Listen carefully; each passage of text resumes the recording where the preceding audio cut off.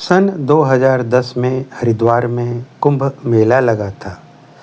चारों तरफ कई सारे अखाड़ों के अलग अलग तंबू लगे थे। सब तरफ लाइट, बत्ती, लाउडस्पीकर। लाखों लोग, हजारों साधु। कुछ जिज्ञासु बिल्कुल अकेले ही इस अनंत यात्रा की तैयारी में लीन थे। ऐसे लोग तपस्या करते हैं अकेले ही। यह भी मेरे अलग वीडियोस में आप पाएंगे। कई ऐसे साधु संत हैं जो अखाड़ों से नहीं जुड़े हैं, पर उनके हजारों लाखों में फॉलोअर्स हैं। इन्हीं में से एक हैं स्वामी अड़गड़ानंद। उनका अपना गृह आश्रम चुनार उत्तर प्रदेश में है, जो विंध्याचल पर्वत के नीचे हैं। या यूँ कहें कि उसी के एक्सटेंशन में तिलस्मी चुनार का किला है। स्वामी जी का कैंप भी इसी कुंभ में लगा हुआ था। मैं उनके पास जब पहुंचा तो कई सारे भक्त उनको तंबूनुमा कमरे के बाहर बने बड़े तंबू के नीचे बैठे मिले।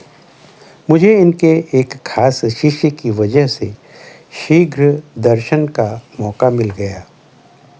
उनसे संक्षेप में साधना के विषय में कई बातें हुई। इसी क्रम में मैंने उनसे पूछ ही लिया कि अपनी साधना को प्रगाढ़ कैसे करूं, कैसे इसे बढ़ाऊं। उन्होंने जो मुझे बताया वह अभी आपके सामने रख रहा हूं। अगले कुछ मिनटों में वह गूढ़ रहस्य आप भी जान जाएंगे, जो विरले संत किसी किसी भाग्यशाली व्यक्ति को देते हैं। यह विषय है मौन साधना का। 99% लोग मौन साधना का नाम तो लेते हैं, लेकिन एक बहुत बड़ी गलती कर बैठते हैं और उसी वजह से उन्हें कोई चमत्कार नहीं मिलता। आज मैं बताऊंगा मौन साधना के 7 ऐसे चमत्कार, जिनमें से एक चमत्कार खतरनाक भी है अगर सही तरीके से ना किया जाए। अंत तक जरूर देखिए। क्या आपके साथ ऐसा होता है कि आप चुप बैठते हैं लेकिन दिमाग और ज़्यादा बोलने लगता है? अगर हाँ, तो आप अकेले नहीं हैं। शास्त्र कहते हैं मौन बाहर का नहीं, अंदर का होता है। पहला चमत्कार समझते ही आपको अपनी गलती दिख जाएगी। सबसे पहले देखते हैं इसका रोगों पर प्रभाव। सबसे पहले जानिए वो चमत्कार जिसे लोग सबसे ज़्यादा इग्नोर करते हैं। जब व्यक्ति मौन साधना करता है तो शरीर की आधी ऊर्जा जो बोलने में जाती थी वह हीलिंग में लगने लगती है। इसलिए ऋषि कहते थे, अधि शांत तो व्याधि कमज़ोर। बीपी, एंग्जाइटी, नींद सबसे पहले यही असर दिखलाता है। लेकिन यहाँ एक गलती लोग करते हैं। वो गलती मैं थोड़ी देर में बताऊंगा। अब अगला चमत्कार आपके मन को हिला देगा। उससे पहले हम जानते हैं मन का शुद्धिकरण के विषय में। जब आप मौन रहते हैं तो मन भाग नहीं पाता। पहले 2-3 दिन पुराने डर, दबी हुई यादें, गुस्सा सब ऊपर आता है। यही लोग डरकर मौन साधना छोड़ देते हैं। लेकिन यही शुद्धिकरण की प्रक्रिया है। क्या आप जानते हैं ऋषि कम क्यों बोलते थे? एक शास्त्रीय कथा आती है जो हमें इस विषय को समझने में सहायता देगी। यह कथा है दक्षिण मूर्ति की, मौन के ज्ञान की।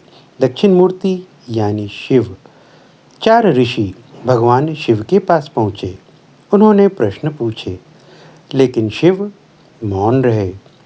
ऋषि परेशान हो गए, लेकिन कुछ समय बाद उनके भीतर उत्तर अपने आप प्रकट हो गए। तभी उन्होंने कहा, हमें शब्दों से नहीं, मौन से ज्ञान मिला। और तभी शिव कहलाए दक्षिणा मूर्ति। अब समझिए मौन साधना का अगला चमत्कार। ध्यान अपने आप गहरा हो जाएगा। ज़्यादातर लोग कहते हैं मुझे ध्यान नहीं लगता। सच यह है कि उन्हें मौन नहीं आता। मौन के बिना ध्यान सिर्फ कोशिश है। मौन आने पर ध्यान अपने आप उतरता है। लेकिन अगर आपने ये किया तो मौन साधना उल्टा असर कर सकती है। कहते हैं वाणी में शक्ति होती है। कम बोलने वाला व्यक्ति ऊर्जा बचाता है। उसकी एक बात सीधे सामने वाले को लगती है। इसलिए शास्त्र कहते हैं मौन से वाणी सिद्ध होती है। मौन से निर्णय शक्ति का भी विकास होता है। मौन में लिया गया निर्णय जिंदगी बदल देता है। भावना शांत तो बुद्धि साफ। बड़े फैसले मौन में ही स्पष्ट होते हैं। मौन का अगला चमत्कार हमारे आभा मंडल पर पड़ता है, जिसे अंग्रेजी में ऑरा कहते हैं। क्या आपने कभी शांत व्यक्ति के पास अलग ऊर्जा महसूस की है? किसी साधु या सन्यासी के पास बैठे हैं? वही आभा मंडल है। कम शब्द, ज़्यादा शक्ति। अगला चमत्कार है आत्मा की आवाज़।